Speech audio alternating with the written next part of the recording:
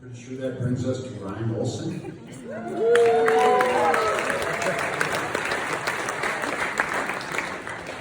Ryan Olson's bid was sponsored by Northern Tales Travel Services.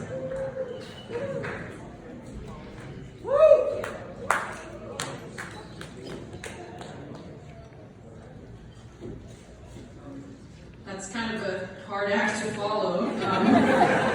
I was going to say I'm the best handlers, but my mom pointed out she didn't write a poem. So, but I really did have the best handlers. So I guess I would first thank them. My husband Derek, he already left, but he kind of keeps the truck moving most of the time, and if it doesn't, then he makes magic happen, and I never worry about it.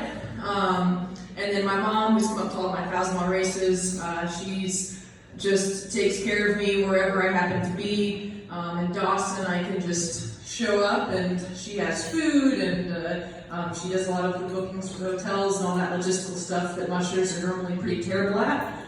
She takes care of that for me. And then, of course, Kaylin, it's so nice to have somebody who is as passionate about the dogs as I am.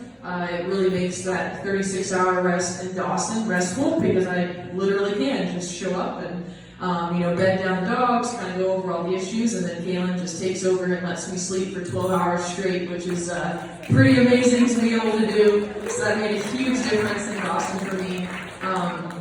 So yeah, big thanks to my handlers. Thank you to all of the dog sponsors who help us out with the Rhino Kennel. We also have some friends and family who donate as well. Beam Electronics, Phoenix and Company, some amazing people who help support this lifestyle. Big thank you to all the officials, volunteers, race vets, just everyone that's a part of this race. It's amazing to come back year after year. You only see these people once, but it's like their family. You're just welcomed into their homes. It's like no time has passed, even though it's been a full year. And then I've always enjoyed, like normally I say thank you and then I just get off the stage and go hide in the corner and I've like been sweating because it's really nerve-wracking to be up here. But I wanted to share some stories because I really enjoy when other mushers share stories. And I think that's something that a lot of people enjoy when they come to these banquets. So I had a couple stories that I wanted to share from the trail. One of which I'm pretty proud of. So we got some reindeer a little over a year ago, and I've really enjoyed being around the reindeer. They're kind of like dogs, except they don't want to please you, but they're just really cool animals. And so I've learned, I've been listening to them, and I learned their noises and things. And so we're on the Yukon River, and we're getting closer to Dawson, and I don't know if you guys have heard, it was a really slow race. So we were excited if you're traveling at like 6.5 miles an hour. That was our goal, if we can average 6.5 miles an hour. And the dogs were trotting along, and then there was across, like in the middle of the Yukon, we were on the side, there was 3 caribou, and they were just kind of standing out there and in the middle, and we were coming closer, and they were actually going the opposite direction, and I called to them, because I have reindeer, and I feel like I can call the caribou now, and so I honked, because that's what like calves do, is they honk at their, so basically I was more of like a submissive baby, but I just called to it, cried like a baby, and they turned and they started following us.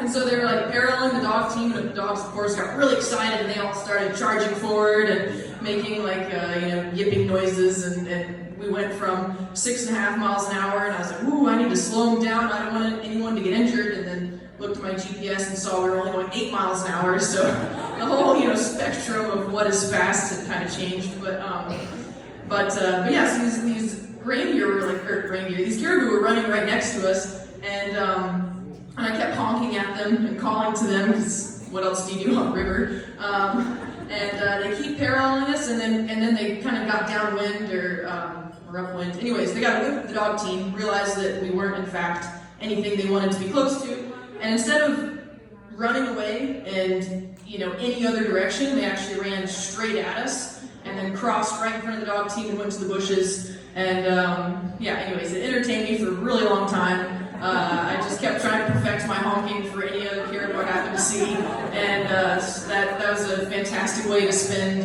7 hours, 8 hours on the trail.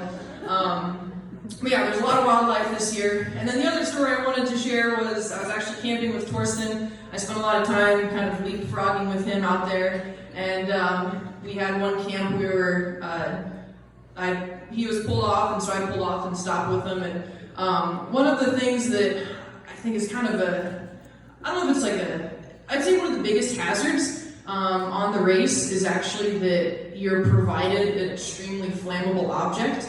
And it's like your everyday, like this is a mandatory item you have to have. And I'm referring to methanol. So like it's, you know, you're sleep deprived and you're exhausted and you're given this object that like is the most flammable thing out there.